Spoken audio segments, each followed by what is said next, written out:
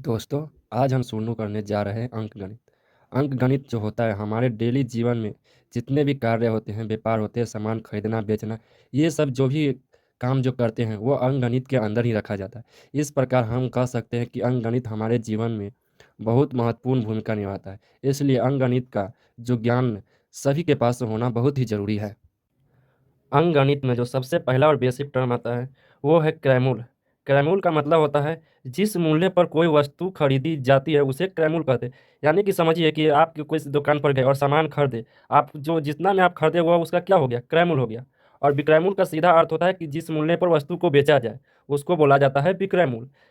तब अगला समझते हैं लाभ। लाभ क्या होता है? यदि किसी वस्तु का विक्रय मूल्य उसके क्रय मूल्य से अधिक हो तो उसे लाभ कहते हैं। यानी कि मान लीजिए कि आप कोई वस्तु 10 रुपये में खरीदे और आप 20 रुपये में बेच दिए तो आपको कितना लाभ हुआ? 10 रुपया लाभ हुआ, वह उसका लाभ गिना जाता है। उसके बाद आता है हानि। यदि किसी वस्तु का क्रय मूल्य उसके विक्रय मूल्य से अधिक हो तो उसे हानि कहते हैं। हानि का मतलब होता है कि मान लीजिए कि आप कोई वस्तु खरीदे 10 रुपये में, आप उसको बेच दिए 5 रुपये में, वस्तु में कोई खराबी होने के कारण, तो आपको कितना घाटा हो गया? 5 रुपया घाटा हो गया। तो उसको क्या बोलेंगे? हानि बोलेंगे कि हमको 5 रुपया की हानि हुई।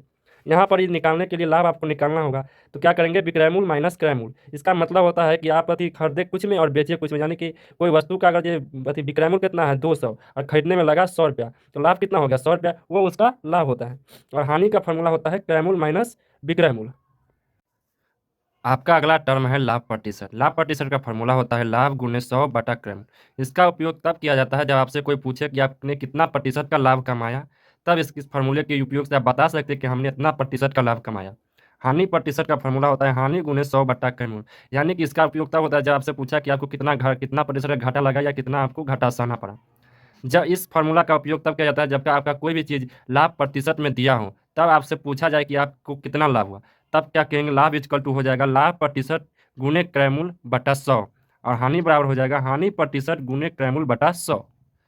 इन दो बातों को समझते हुए तब चलेंगे इसके सवालों की ओर। देखिए, यदि लाभ प्रतिशत में दिया हो तब विक्रयमूल बराबर जो हो जाएगा क्रयमूल इंटू 1 + r/100। यानी कि इसका उपयोग तब किया जाता है, यानी कि आपको बोल दिया जाए कि आपको लाभ कितना हो गया है, 25% होगा, तो बताइए वो वस्तु कितना में आपने बेचा।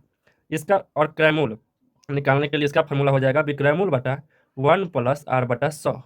यदि हानि प्रतिशत में दिया हो तब विक्रयमूल बराबर क्रयमूल इंटू 1 - r/100, और क्रयमूल बराबर विक्रयमूल बटा 1 - r/100। आपके स्क्रीन पर एक सवाल दिख रहा होगा। चलिए इस सवाल को समझते हैं।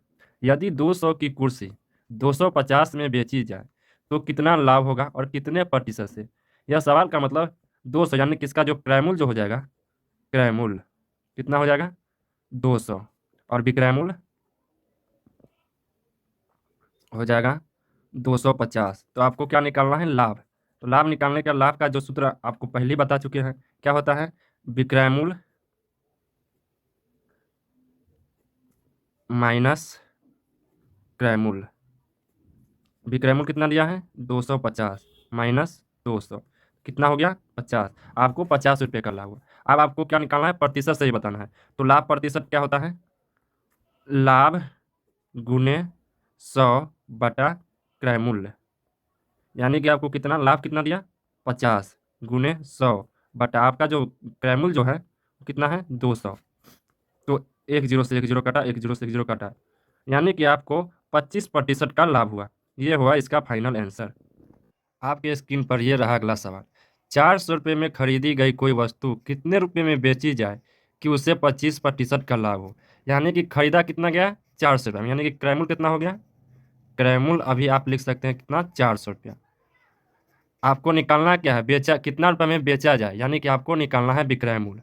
तो विक्रय मूल्य बराबर हम आपको पहले ही बता चुके हैं क्या होता है। विक्रय मूल्य बराबर जो होता है क्रय मूल्य इंटू 1 + r/100। आर का मतलब क्या हुआ यहाँ पर? दर। यानी कि क्रय मूल्य कितना है? 400। 1 + r कितना है? 25/100। यानी कि 400 इंटू, इससे आप भाग दीजिएगा तो 1/4, यानी कि आप लिख सकते हैं 1 + 1/4। 400 इंटू, आप यहाँ से एलसीएम लीजिए 4, तो यहाँ पर हो जाएगा 4 + 1, यानी कि आप लिख सकते हैं 400 इंटू 5/4। यहाँ पर इसे आप काट दीजिएगा तो क्या हो जाएगा? 100 मतलब 1 कट जाएगा, और गुना कीजिएगा तो कितना 500 रुपया, यानी कि उस वस्तु को 500 रुपये में बेचा जाएगा, तभी उसको कितना 25% का लाभ होगा।